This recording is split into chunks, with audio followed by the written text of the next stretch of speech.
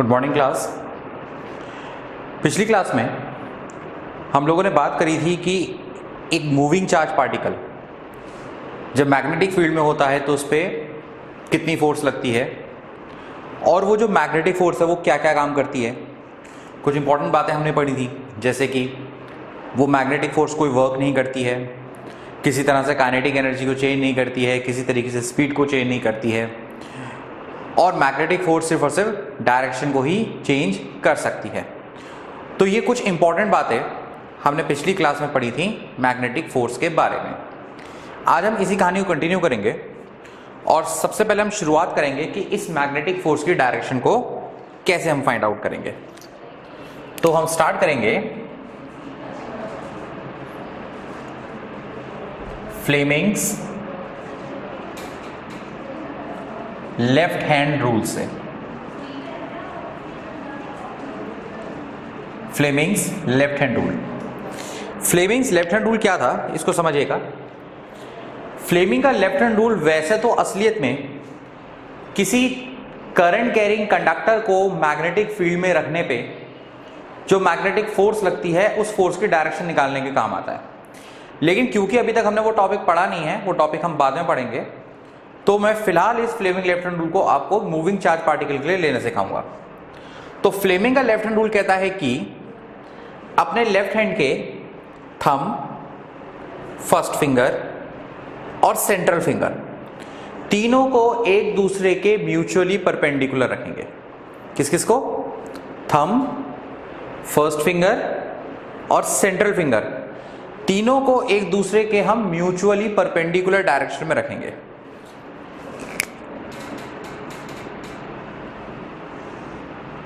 कुछ इस तरीके से कि ये हमारा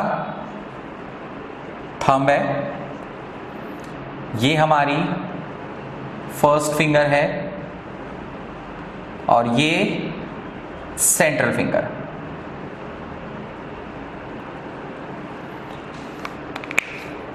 सो अगर फर्स्ट फिंगर मैग्नेटिक फील्ड की डायरेक्शन में पॉइंटेड है, सेंट्रल फिंगर करंट की डायरेक्शन में पॉइंटेड है, then thumb will give you the direction of force, magnetic force. एक बार दोबारा से कि अगर हम अपने लेफ्ट हैंड के थंब, फर्स्ट फिंगर और सेंट्रल फिंगर तीनों को एक दूसरे के परपेंडिकुलर डायरेक्शन में रखें, इस तरीके से कि फर्स्ट फिंगर मैग्नेटिक फील्ड की डायरेक्शन में हो, सेंट्रल फिंगर करंट की डायरेक्शन में हो, then thumb will give you the direction of क्या? Magnetic force. अच्छा, अब सवाल यह है कि यहां पे हम करंट की डायरेक्शन कैसे लेंगे।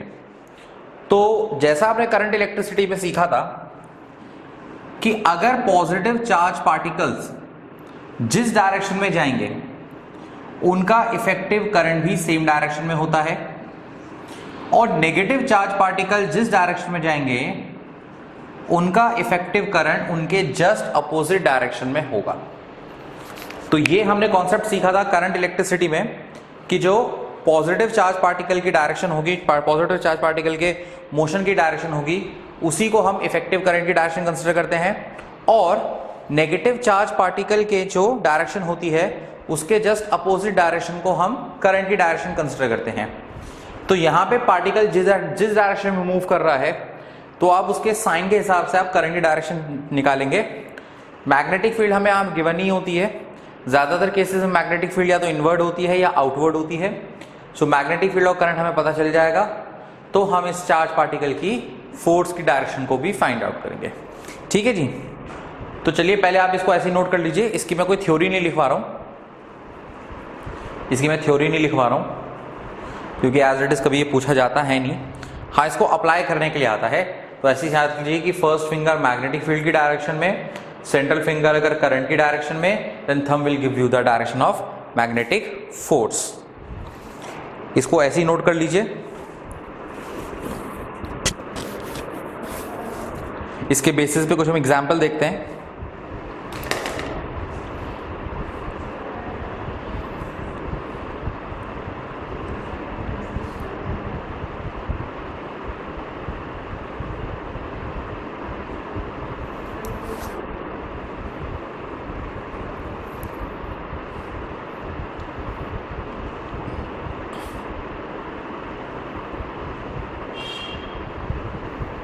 चलिए, हैव यू डन? गौर करेंगे।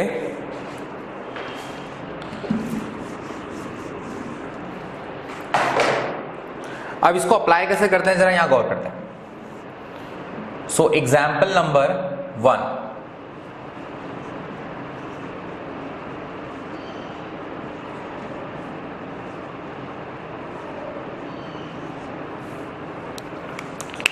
कंसिडर कीजिए कि ये मैग्नेटिक फील्ड जो कि परपेंडिकुलर और इनवर्ड है, यहां से इसमें एक प्रोटॉन एंटर कर रहा है, यहां से यहां पे एक प्रोटॉन एंटर कर रहा है, लेफ्ट साइड से प्रोटॉन एंटर कर रहा है। सो हमें बताना है कि अब इस पार्टिकल पे लगने वाली जो फोर्स है वो किस डायरेक्शन में लगेगी। तो सबसे पहले गौर करें, FBI, force, magnetic field, current, कैसे याद रखेंगे? सबसे पहले हम मैग्नेटिक फील्ड की डायरेक्शन में फिंगर को सेट करेंगे। मैग्नेटिक फील्ड इनवर्ड है, तो लीजिए ये फर्स्ट फिंगर मैंने इनवर्ड लगा दी, ठीक है जी। साथ साथ आप क्लास को देखते हुए कॉपी में हमने डायग्राम बनाया और मेरे साथ साथ ट्राई करें, ठीक है जी। देखो मैंने क्या कहा, मैग्नेटिक फील्ड यहां इनवर्ड है, तो हमारी फर्स्ट फिंगर जो कि मैग्नेटिक फील्ड को रिप्रेजेंट कर रही है उसको हमने इनवर्ड डायरेक्शन में रखा। अरे हाँ या ना? ठीक है, मेरे साथ साथ करो तो समझ में आएगा। अच्छा, अब उसके बाद देखिए, जिस डायरेक्शन में प्रोटॉन जाएगा उसका करंट भी उसी डायरेक्शन में जाएगा। तो जिस डायरेक्शन में प्रोटॉन है उसका करंट भी उसी डायरेक्शन में, क्योंकि प्रोटॉन पॉजिटिव चार्ज पार्टिकल है। सो मैग्नेटिक फील्ड क्या हुई? इनवर्ड। मैग्नेटिक फील्ड क्या हुई? इनवर्ड। करंट क्या हुआ? राइट की तरफ। देखो ना, मैग्नेटिक फील्ड हुई इनवर्ड, करंट हुआ राइट की तरफ, तो थंब कहां गया? ऊपर। कॉपी में करके देखो, कॉपी में डायग्राम बनाओ, कॉपी में ट्राई करके देखो, तब समझ में आएगा, ठीक है जी। फर्स्ट फिंगर को इनवर्ड रखो, सेंट्रल फिंगर को राइट की तरफ करो, राइट की तरफ, क्योंकि करंट राइट की तरफ जा रहा है। अब देखो अंगूठा कहां लग रहा है? अंगूठा कहां जा रहा है? अंगूठा जा रहा है ऊपर की तरफ। सो मैग्नेटिक फोर्स कहां लगेगी? ऊपर की तरफ। तो इस प्रोटॉन पे जो मैग्नेटिक फोर्स लगेगी वो अपवर्ड डायरेक्शन में लगेगी, यानी कि ये पार्टिकल जैसे अंदर एंटर करेगा ये धीरे धीरे धीरे ऊपर की तरफ बेंड होना शुरू हो जाएगा, क्योंकि अपवर्ड डायरेक्शन में फोर्स लग रही है। आई बात समझ में? अरे आया, ठीक। चलो एक और एग्जाम्पल देखो, एग्जाम्पल नंबर 2। फिर से ऐसी मैग्नेटिक फील्ड, फिर से ये मैग्नेटिक फील्ड, लेकिन अब की बार एक काम करते हैं, यहां से किसी इलेक्ट्रॉन को लाते हैं। बेसिक डिफरेंस इलेक्ट्रॉन को लाने में यह होगा कि इलेक्ट्रॉन एक नेगेटिवली चार्ज पार्टिकल है। जिस डायरेक्शन में इलेक्ट्रॉन जाएगा करंट हमेशा उसके अपोजिट डायरेक्शन में रहेगा। तो अगर इलेक्ट्रॉन जा रहा है राइट की तरफ, उसका करंट होगा लेफ्ट की तरफ, ठीक है जी। अब जो चीज सिखाई बिल्कुल वही इस्तेमाल करनी है, ठीक। सबसे पहले क्या सेट करना है? सबसे पहले मैग्नेटिक फील्ड को सेट करना है। मैग्नेटिक फील्ड कहां पे है? क्रॉस मतलब क्या? इनवर्ड क्या आउटवर्ड? इनवर्ड क्या outward? Inward. So magnetic field inward. ये सेंट्रल फिंगर, करंट कहां पे? राइट की तरफ, राइट की तरफ।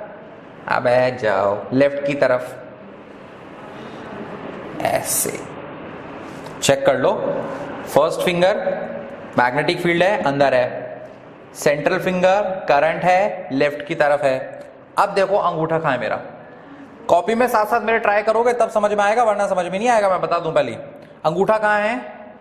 थंब कहां है? थंब कहां है? डाउनवर्ड। थंब कहां पे है? डाउनवर्ड। तो फोर्स एक्टिंग इज डाउनवर्ड। तो माने के जब ये इलेक्ट्रॉन मैग्नेटिक फील्ड में एंटर करेगा तो इस पे फोर्स डाउनवर्ड डायरेक्शन में लगेगी और ये नीचे की तरफ मुड़ जाएगा, नीचे की तरफ बेंड कर जाएगा। आगे बात समझ में? तो हर बार यही करना है या ऐसा ही काम करना है। सबसे पहले मैग्नेटिक फील्ड की डायरेक्शन को फिक्स करना है, उसके बाद करंट की डायरेक्शन को फिक्स करना है।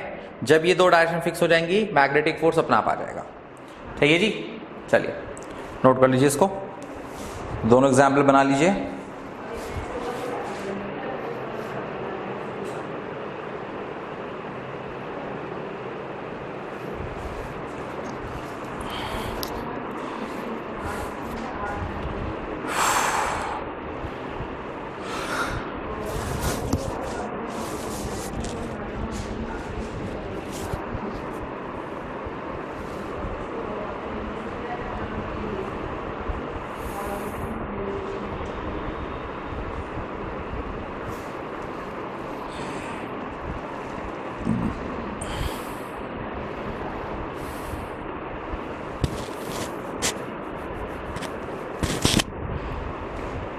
हाँ जी, हो गया।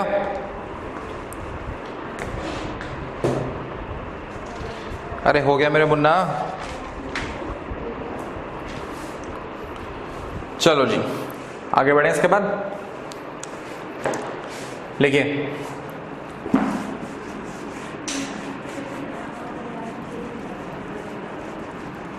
हेडिंग डालिएगा, motion of charge particle in magnetic field. Motion of charge particle in magnetic field.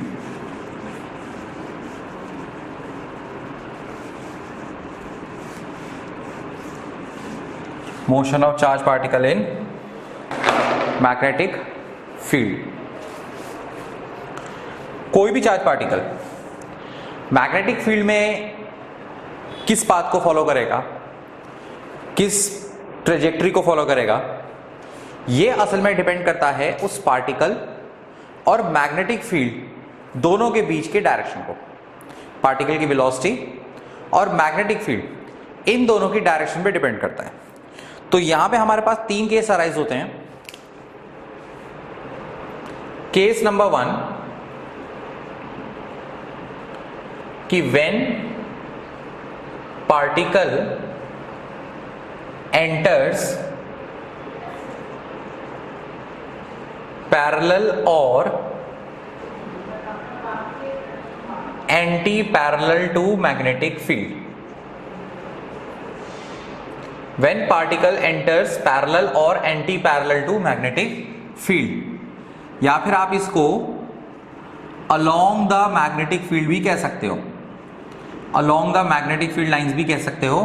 Along में वो दोनों ही केस आते हैं, साथ साथ एंटर करना या अपोजिट डायरेक्शन में एंटर करना। तो ये है आपका केस नंबर 1। तो या तो पार्टिकल मैग्नेटिक फील्ड के साथ साथ एंटर कर रहा है, मैग्नेटिक फील्ड के पैरेलल एंटर कर रहा है, या फिर पार्टिकल मैग्नेटिक फील्ड की अपोजिट डायरेक्शन में एंटर कर रहा है। तो फर्स्ट केस में अगर ये पैरेलल होता है तो थीटा होता है 0 डिग्री, और सेकेंड केस में थीटा होता है 180 डिग्री। कल की क्लास है, जिसने ना छोड़ी हो तो याद आएगा। कल की क्लास में हमने पढ़ा था कि 0 डिग्री और 180 डिग्री पे जब भी पार्टिकल मैग्नेटिक फील्ड में एंटर करता है, इस पार्टिकल पे कोई फोर्स नहीं लगती है। कैसे? क्योंकि फोर्स का फॉर्मूला होता है QVB साइन थीटा। अब देखो साइन 0 क्या होता है? 0, और साइन 180 क्या होता है? वो भी 0। तो पार्टिकल पे लगने वाली जो फोर्स है वो है 0 के बराबर। और अगर पार्टिकल पे कोई फोर्स नहीं लग रही है तो इसका साफ मतलब ये होगा कि पार्टिकल का कोई डिफ्लेक्शन नहीं होगा किसी प्रकार से। याद कीजिए, मैंने कहा था कि मैग्नेटिक फोर्स स्पीड तो चेंज कर ही नहीं सकती हैं, वो सिर्फ डायरेक्शन को चेंज कर पाती हैं। पर यहां पे तो कोई फोर्स लग ही नहीं रही, तो डायरेक्शन भी चेंज होनी होगी।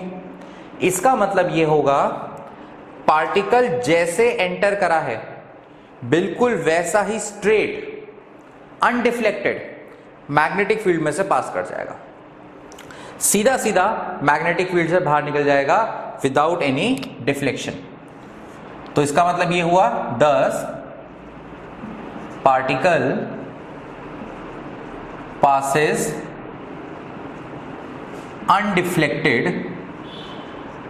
passes undeflected from magnetic field।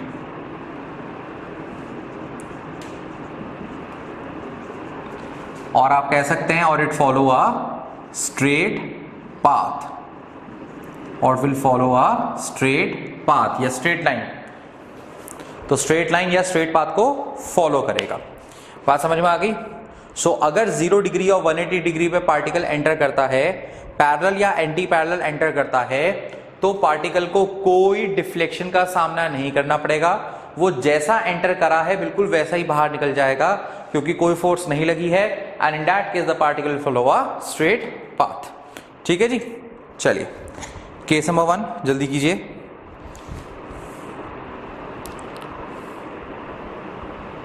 Case number 1 जल्दी नोट करें।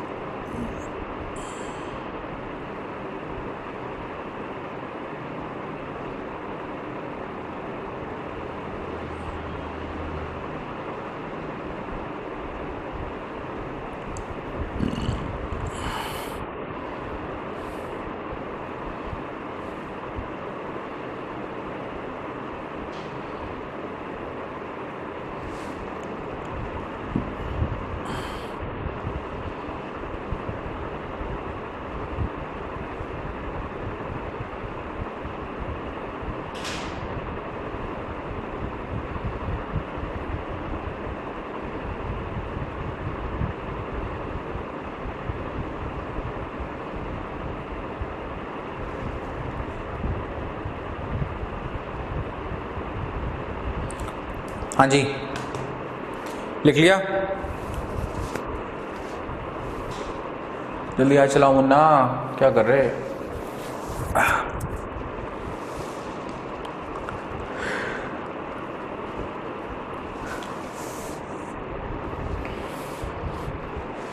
अच्छा, इस चैप्टर का जब भी टेस्ट होगा तो एक कंप्लीट टेस्ट नहीं होगा पूरे चैप्टर का।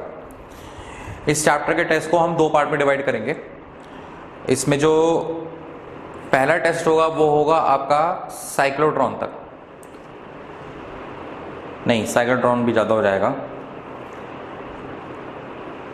हाँ, इसका जो पहला टेस्ट होगा तो ये मान के चलें कि आप कि यहाँ तक ही होगा, इस टॉपिक तक ही होगा पहला टेस्ट। एंड होप सो शायद वो टेस्ट आपका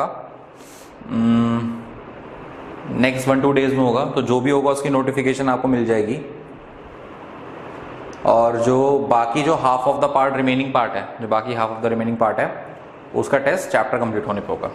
तो एक कंप्लीट टेस्ट नहीं होगा, इसका ध्यान रखना, एक कंप्लीट टेस्ट नहीं होगा। जो भी होगा वो टुकड़ों में डिवाइड होकर होगा, 2 पार्ट में होगा टेस्ट। क्योंकि हमने बाय-सेवर्ट लॉ भी पढ़ लिया, हमने एम्पियर सर्किट लॉ भी पढ़ लिया। कुल मिला के दोनों की 5 एप्लीकेशन है, टोटल मिला के दोनों की 5 एप्लीकेशन है। इसके अलावा कल का दिन भी हमारा गया जिसमें हमने मैग्नेटिक फोर्स पढ़ी थी एक पार्टिकल पे लगने वाली, और आज की क्लास में हम ये पढ़ रहे हैं। तो काफ़ी सारे टॉपिक्स हो गए हैं, तो इसका एक टेस्ट लेना बन जाता है। हाँ जी, हो गया मुन्ना? चलो ध्यान दो, फिर केस नंबर 2 पे आओ। केस नंबर 2 है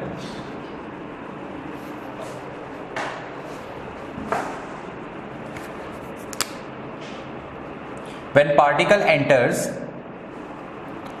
perpendicular to the magnetic field, when particle enter perpendicular to the magnetic field, अगर ये पार्टिकल मैग्नेटिक फील्ड के परपेंडिकुलर एंटर करता है तो क्या होगा, ध्यान देना। ये इंपॉर्टेंट केस है, सबसे इंपॉर्टेंट केस यही है। और साइक्लोट्रॉन में ये केस ना एज इट इज इस्तेमाल होता है, तो उसको थोड़ा ध्यान से देखना जरा।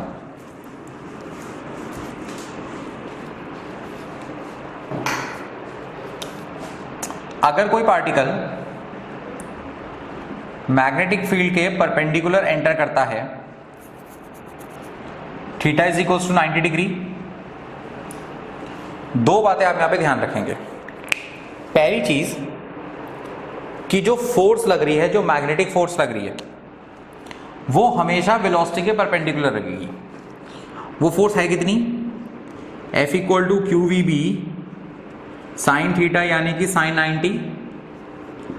90 यानी कितना? क्यू वी बी फोर्स लग रही है। तो पहली बात कि इस केस में जो फोर्स लगेगी वो मैक्सिमम फोर्स लगेगी। ये हमने कल भी डिस्कस करा था कि 90 डिग्री एंगल पे मैक्सिमम मैग्नेटिक फोर्स एक्ट करती है किसी चार्ज पार्टिकल के ऊपर। तो यहां जो फोर्स लगेगी, पहली बात वो मैक्सिमम फोर्स लगेगी। दूसरी बात है कि सिंस ये जो फोर्स है it is always perpendicular to velocity, always perpendicular to velocity, मतलब पार्टिकल की इंस्टैंटेनियस वेलोसिटी जिस भी डायरेक्शन में होगी, फोर्स हमेशा उसके परपेंडिकुलर लगेगी। अब यहां से हम कैलकुलेट करेंगे कि पार्टिकल पाथ कैसा फॉलो करेगा। इसको यहां समझिए, ये डायग्राम जो मैं बना रहा हूं तुम्हारे सामने, इसको तुम्हें बनाने की जरूरत नहीं है, ये तुम सिर्फ समझ लो। इस डायग्राम को ड्रॉ करने की रिक्वायरमेंट नहीं है, ड्रॉ करना चाहो तो तुम्हारी मर्जी है, तुम्हारा पेन है, तुम्हारी कॉपी है, तुम्हारा समय है, पर फिलहाल यहां समझो। तो कंसिडर कीजिए जैसे कोई पॉजिटिव चार्ज पार्टिकल एंटर करता है मैग्नेटिक फील्ड में, करता है। देखो इसके ऊपर फोर्स कहां लग रही है। पॉजिटिव चार्ज पार्टिकल है तो करंट और मोशन की डायरेक्शन सेम ही होगी। अच्छा ये है, हाँ, मैग्नेटिक फील्ड अंदर,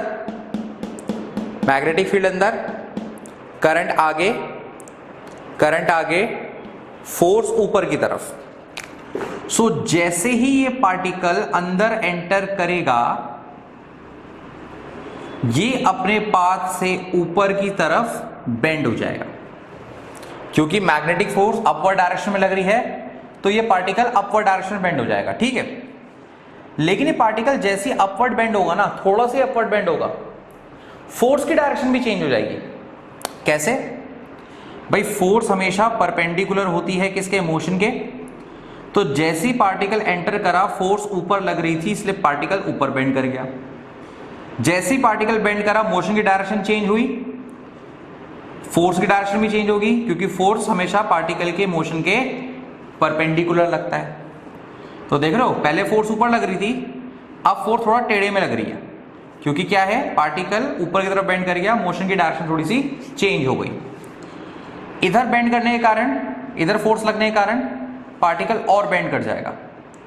जैसे ही पार्टिकल और बेंड करेगा, वेलोसिटी की डायरेक्शन चेंज हुई, force is perpendicular to velocity, force की डायरेक्शन भी चेंज हो गई। फिर पार्टिकल अब थोड़ा सा और बेंड कर जाएगा अपने डायरेक्शन से, फिर फोर्स की डायरेक्शन चेंज हुई, and this process continues. Force कोई फिक्स डायरेक्शन में नहीं लग रही है, इस बात को आप समझिए। फोर्स कोई फिक्स डायरेक्शन में नहीं लग रही है। दो बातें दिमाग में डालेंगे कि फोर्स हमेशा वेलोसिटी के परपेंडिकुलर है, तो जैसे ही एंटर करेगा वैसे ही फोर्स ऊपर की तरफ लग के पार्टिकल को पाथ से बेंड कर देगी। फिर फोर्स की डायरेक्शन भी चेंज हो गई, तो पार्टिकल को और बेंड कर देगी। फिर फोर्स किसी और डायरेक्शन में लगने लग गया, तो पार्टिकल और बेंड हो जाएगा। फिर फोर्स किसी और डायरेक्शन में लग गया, पार्टिकल और बेंड हो जाएगा। ये बेंडिंग लगातार चलती रहेगी, मतलब फोर्स हमेशा लगती रहेगी, पार्टिकल हमेशा बेंड होता रहेगा, और पार्टिकल अगर हमेशा बेंड होता रहेगा then it will follow a circular path. सिर्फ सर्कुलर मोशन ही ऐसा होता है जिसमें किसी भी जगह पे, किसी भी पॉइंट पे जो फोर्स है वो वेलोसिटी के परपेंडिकुलर होती है। सिर्फ सर्कुलर मोशन ही एक ऐसा पाथ होता है जिसमें हर पॉइंट पे फोर्स और वेलोसिटी आपस में परपेंडिकुलर होंगी। इतनी बात समझ में आ गई? ठीक है, तो दिमाग में डालिए कि यहां पे जो फोर्स लग रही है, पहली बात मैक्सिमम लग रही है, और दूसरी बात जो फोर्स लग रही है वो परपेंडिकुलर लग रही है किसके? वेलोसिटी के। तो इसके कारण जो पार्टिकल है स्ट्रेट लाइन में चलने के बजाय हर पॉइंट पे बेंड होगा, हर पॉइंट पे बेंड होगा। आ गया, ऊपर बेंड हुआ, आ गया, फिर बेंड हुआ, आगे गया, फिर और बेंड हुआ, आगे गया, फिर और बेंड हुआ, आगे गया, फिर और बेंड हुआ।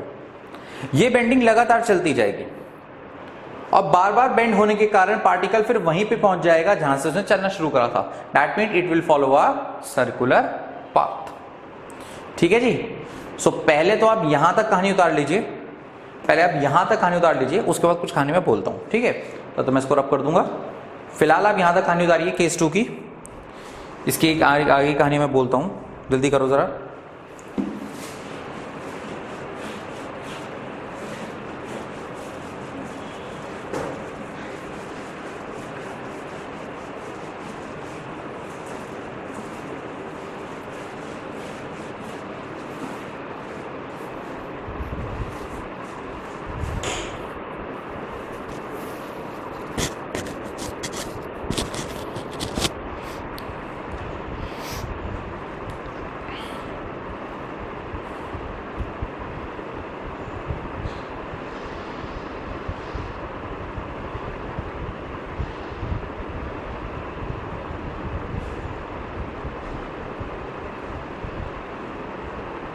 हाँ जी, लिख लिया।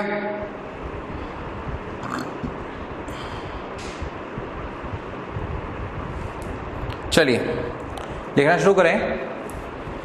10 कंटिन्यूएशन में लिखो, 10 the particle will follow circular path. 10 the particle will follow circular path. 10 the particle will follow circular path। ठीक है जी। अब अगर पार्टिकल सर्कुलर पाथ फॉलो कर रहा है तो इस सर्कल की रेडियस भी कुछ ना कुछ होगी। तो हम सबसे पहले काम करते हैं, इस सर्कल की रेडियस फाइंड करते हैं।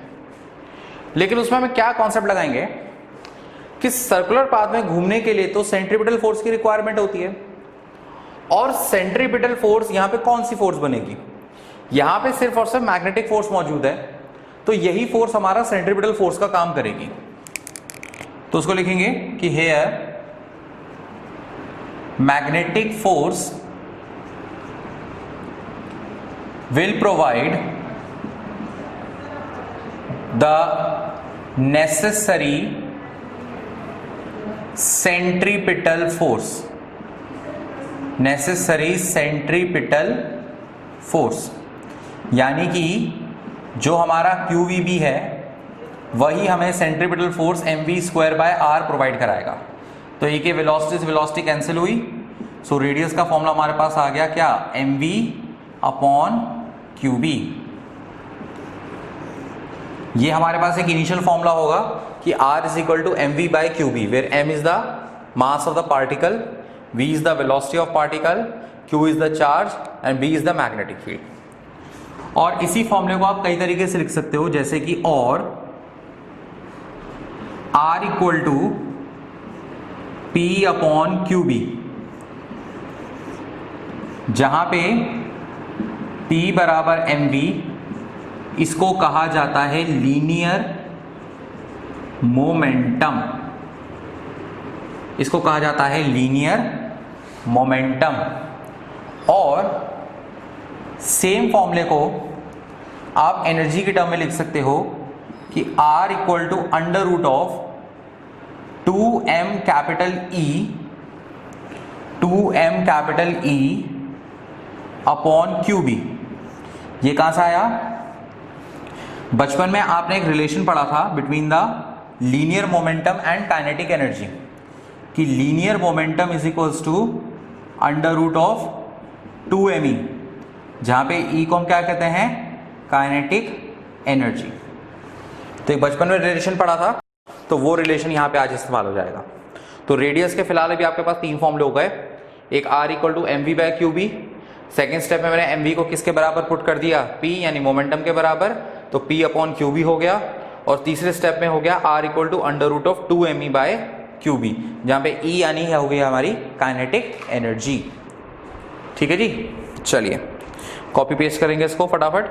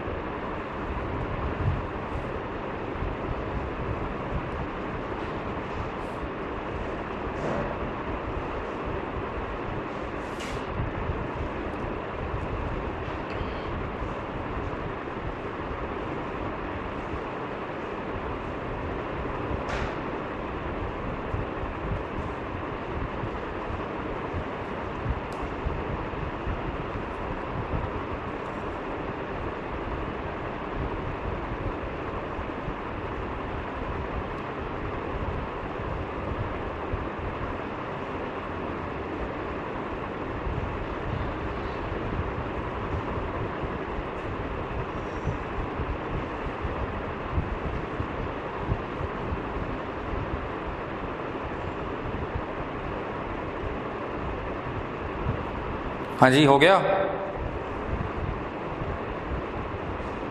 अरे कर लिया भैया।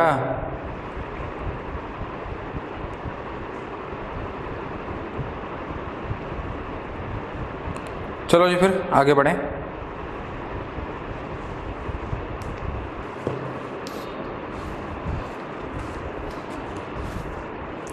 एक लास्ट चीज़ और इसी के अंदर, मतलब इसी में ही है, इसी फॉर्मूले को लिखने का मतलब मैं एक तरीका और बता सकता हूं। क्योंकि किसी चार्ज पार्टिकल को जो काइनेटिक एनर्जी दी जाती है वो इलेक्ट्रिक फॉर्म में दी जाती है, इलेक्ट्रिसिटी की मदद से दी जाती है। तो और सिंस जो काइनेटिक एनर्जी है ये बराबर होती है क्यू वी के, यहां पे वी देख के कंफ्यूज मत होना, वी मतलब है यहां पे इलेक्ट्रिक पोटेंशियल से, वी का मतलब है यहां पे इलेक्ट्रिक पोटेंशियल। तो ये फॉर्मूला आपका बन जाएगा R equals to under root of 2m Q capital V upon Q B. अब देखो ऊपर भी Q आ रहा है, नीचे भी Q आ रहा है ना। तो हम क्या करेंगे, हम इस B को बाहर रख के इस नीचे वाले Q को भी अंडर रूट के अंदर ले लेते हैं। तो 2m Q कैपिटल V नीचे हो जाएगा Q स्क्वायर। डरने वाली बात नहीं है, Q स्क्वायर को अंडर रूट के बाहर निकालोगे तो वापस Q बन जाता है। सो एक Q से एक Q कैंसिल हुआ, तो radius equal to 1 upon B under root of 2m capital V upon Q। तो ये है रेडियस का formula in terms of electric potential या फिर वोल्टेज के टर्म में। ठीक है जी, नोट कीजिए इसको। सबसे इंपॉर्टेंट केस यही है क्योंकि ये case as it is cyclotron में इस्तेमाल होता है। इसके बेसिस पे क्वेश्चन बनते हैं, इसके बेसिस पे न्यूमेरिकल बनते हैं। सो सबसे इंपॉर्टेंट केस यही है।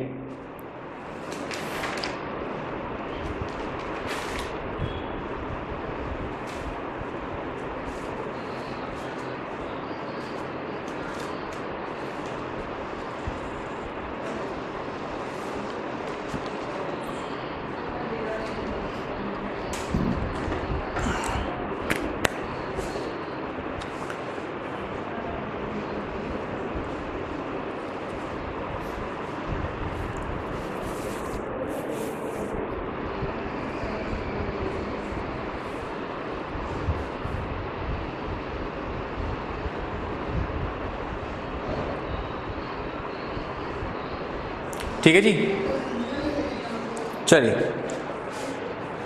तो बढ़ते हैं अपने फिर लास्ट केस की तरफ।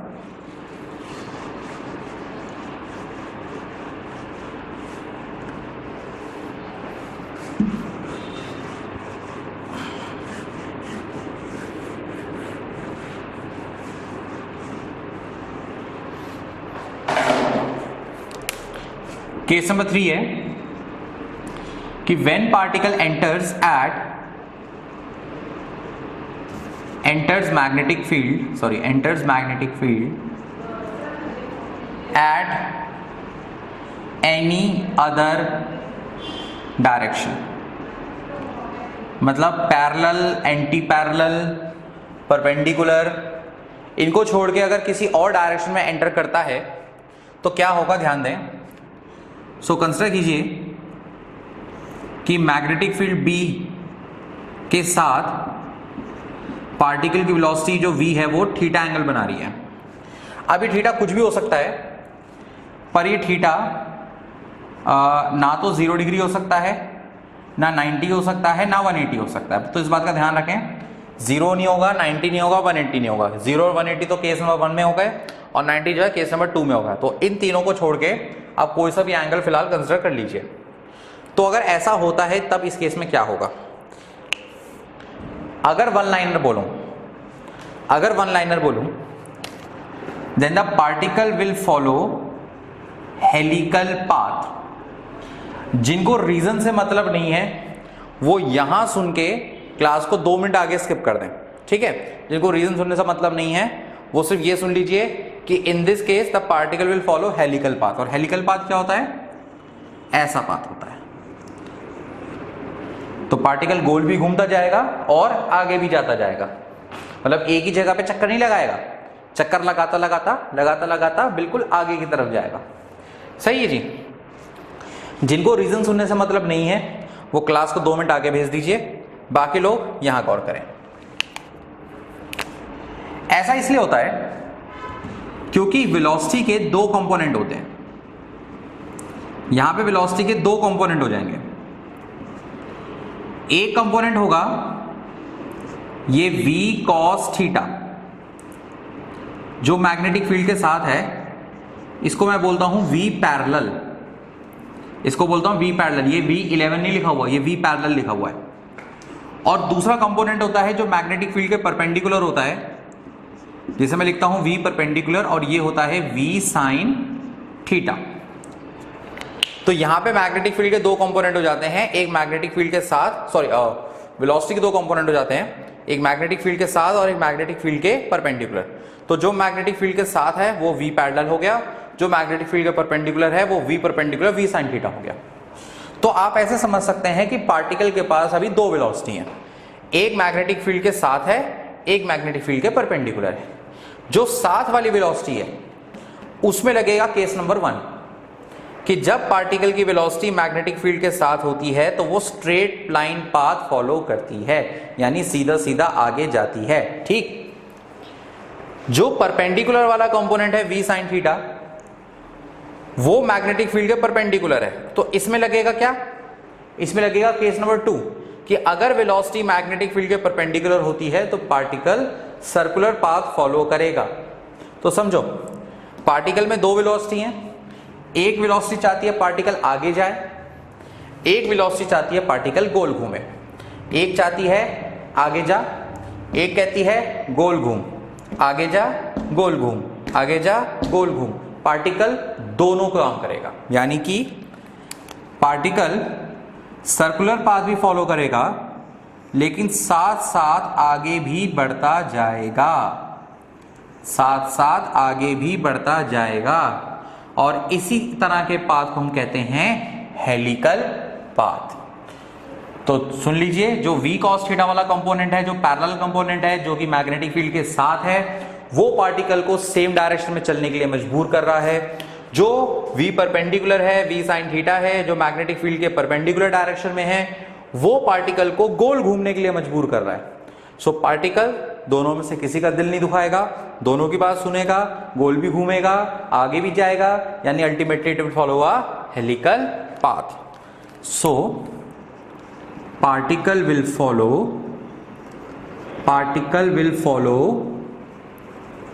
Helical path. So particle will follow helical path. So helical path जैसे कि आप जानते हैं, पता ही चल गया होगा, कॉम्बिनेशन होता है circular path plus linear motion का। ठीक है जी, चलिए नोट कर लीजिए इसको। वैसे इस बात के चांसेस कम होते हैं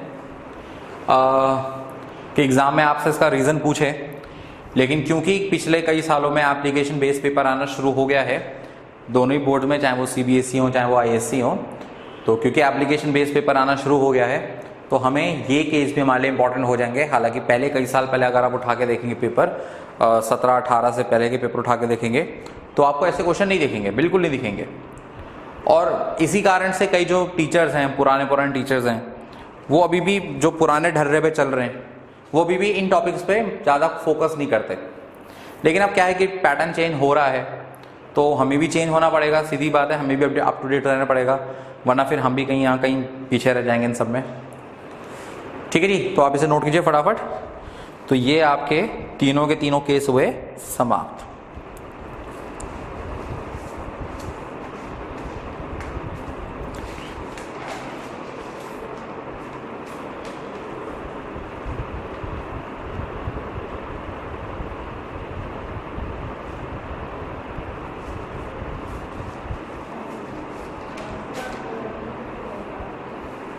हाँ जी, कंप्लीट।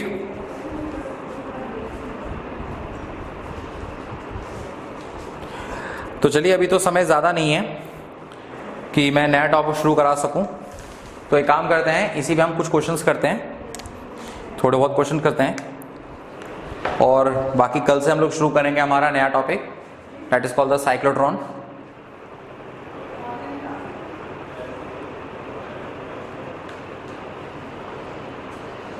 तो आपका जो फर्स्ट टेस्ट होगा इस चैप्टर का, ये मान लीजिए कि इस क्लास तक का उस टेस्ट में आएगा। अभी मान लीजिए कि इस क्लास तक मैंने जो कुछ पढ़ाया है वो उस टेस्ट में आएगा, और इसके बाद जो मैं कल से शुरू करूंगा, साइक्लोट्रॉन जो मैं कल से स्टार्ट करूंगा, वो आपका सेकंड टेस्ट में आएगा इसी चैप्टर के। ठीक है जी। तो चलिए थोड़े बहुत क्वेश्चंस करते हैं। तो एक बार देख लीजिए कि इन टॉपिक्स पे क्वेश्चन कैसे बनते हैं। जैसे कि क्वेश्चन नंबर 1 देखिए, क्वेश्चन है a proton and an alpha particle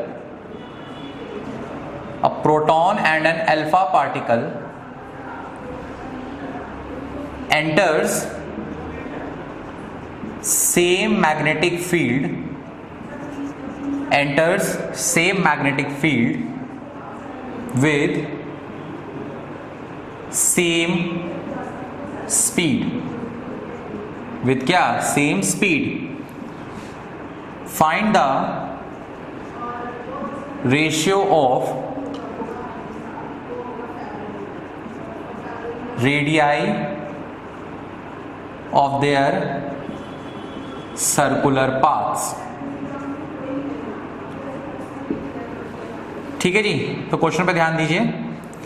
एक प्रोटॉन और एक alpha particle same magnetic field में एंटर कर रहे हैं विद द सेम स्पीड।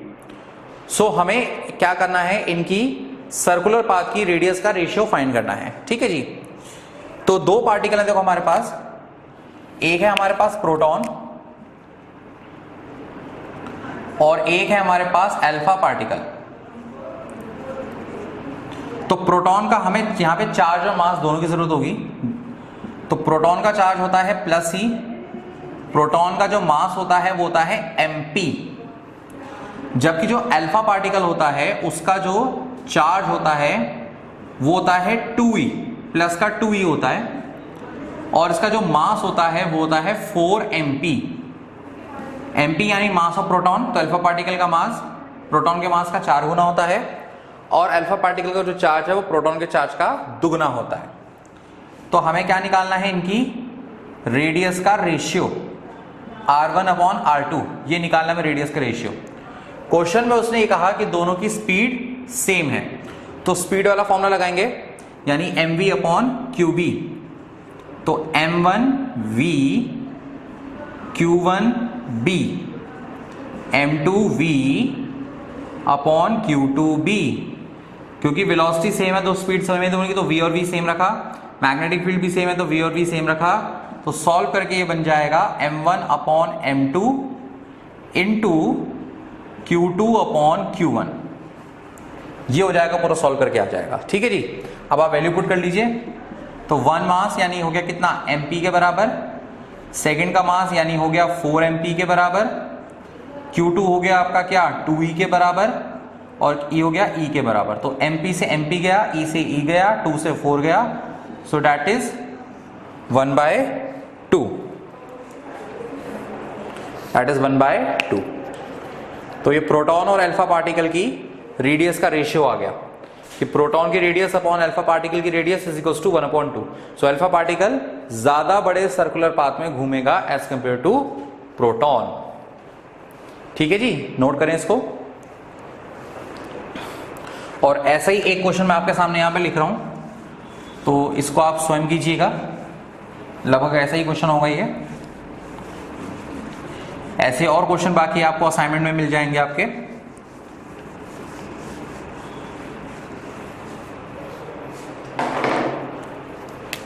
तो ये क्वेश्चन आपके होमवर्क के लिए है।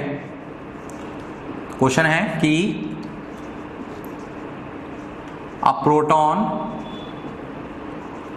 Deuteron and alpha particle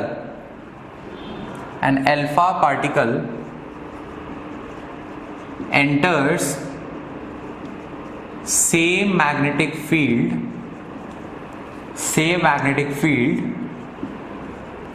with same kinetic energy. Find the ratio of radii of their circular path. ठीक है जी, तो ये काम आप खुद करेंगे। Proton, neutron, alpha particle. तुम्हारे लिए हिंट दे देता हूं मैं। प्रोटॉन का और अल्फा पार्टिकल का तो तुम्हें पता ही है कि क्या मास होते हैं और क्या चार्ज होता है, जबकि ड्यूट्रॉन का देख लो बस एक बार। ड्यूट्रॉन का जो मास होता है that is equals to 2 times the mass of proton, और ड्यूट्रॉन का जो चार्ज होता है that is equals to +c। Proton और अल्फा पार्टिकल का तो आपको पता ही है, वो सामने बगल में डेटा लिखा है तो वहां से आप कॉपी कर लेंगे। तो आपको रेशियो निकालना है प्रोटॉन, ड्यूट्रॉन और अल्फा पार्टिकल की रेडियस का। ठीक है जी, तो चलिए इसी के साथ हमारा ये टॉपिक हुआ समाप्त, और इसी के साथ हमारा जो टेस्ट नंबर 1 है उसका सिलेबस भी हमारा कंप्लीट हुआ। तो आप तैयारी कीजिए, आपको टेस्ट की डेट जल्दी ही पता चल जाएंगी, और जो भी इसका असाइनमेंट मिलेगा उसको साथ साथ सॉल्व करते रहिएगा। ठीक है जी, तो चलिए आज के लिए इतना ही, बाकी हम करेंगे नेक्स्ट क्लास में। ओके।